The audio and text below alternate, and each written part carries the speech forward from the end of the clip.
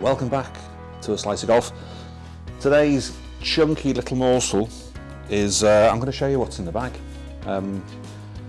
Now, it's a bit of a mixed bag, I'm not going to lie to you.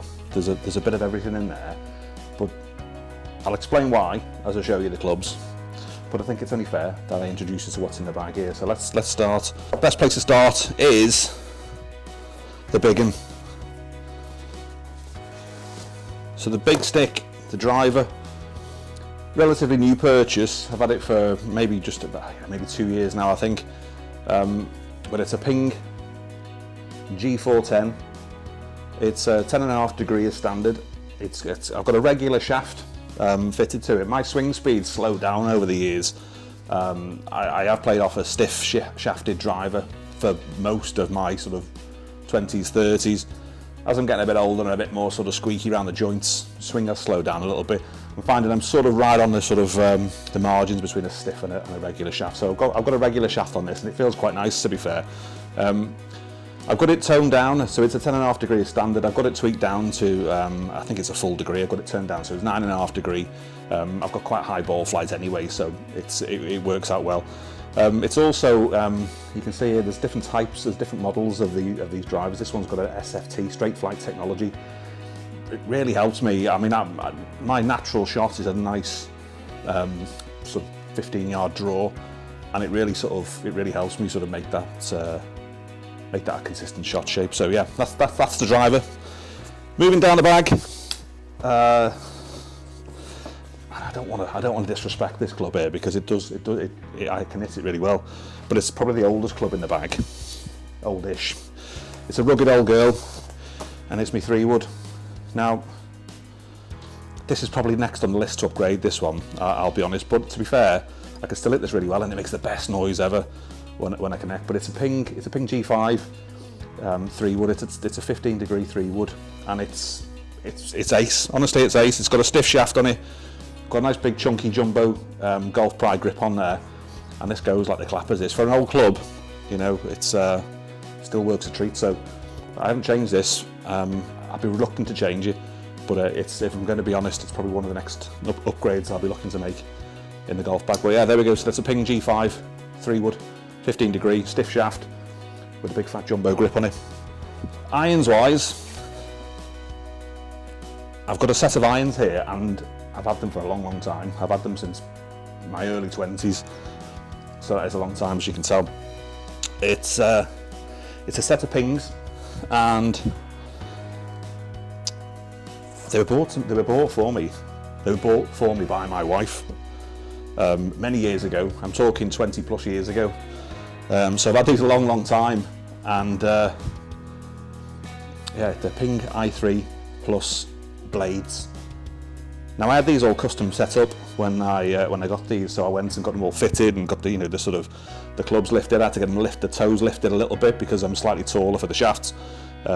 So yeah, I had them all custom set up. I probably could do it going again for a new fitting, but these have been epic over the years. These I'd be really reluctant to change these. They probably do need changing, especially the shorter irons. The grooves are probably starting to lose a bit of their spin.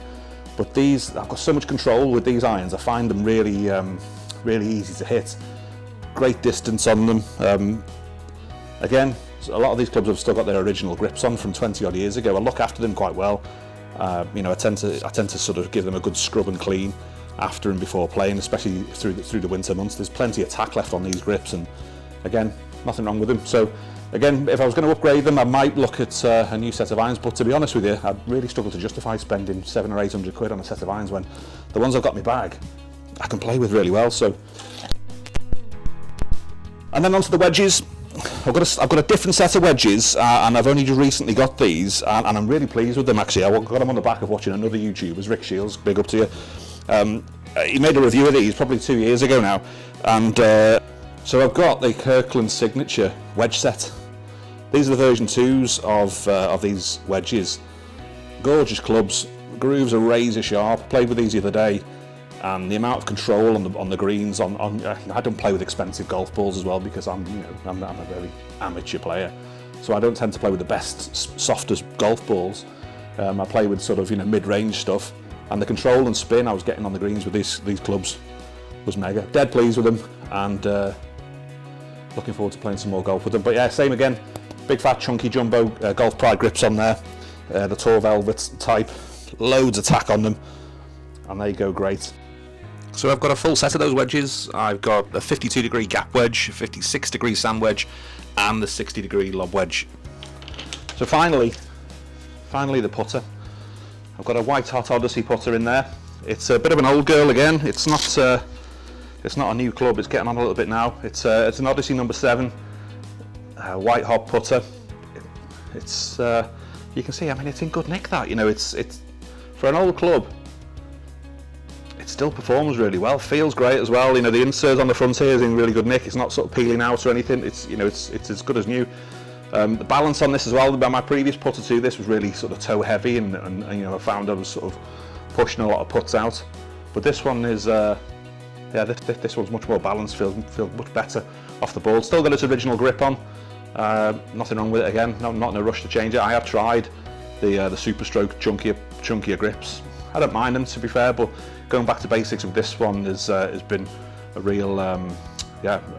It just sort of resets everything and sort of resets your game and makes you focus on the putt rather than your sort of grip. So I love this club. Again, not looking to change this anytime soon. It's going back in the bag, and it's probably going to stay in the bag for a long time. So there we go. That's the bag. That's the bag of clubs. Again, there's nothing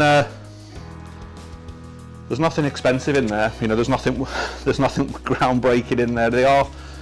I probably could go and spend a few £100 on upgrading some of these clubs. For a person of my ability, handicap around about 10, I might be able to shave a shot or two off by changing a couple of these clubs. But you know, for someone who's a hobbyist and plays golf for fun, not for, you know, I'm not competing at anything, I don't really see the need to change those clubs up when they don't need changing. So there we go. That's the bag of clubs. So let us know in the comments below what's in your golf bag. Have you got anything older than my 23-year-old set of pings? Make sure you like and subscribe to the channel. There's plenty more content coming your way. Thanks very much for watching, and we'll see you next time.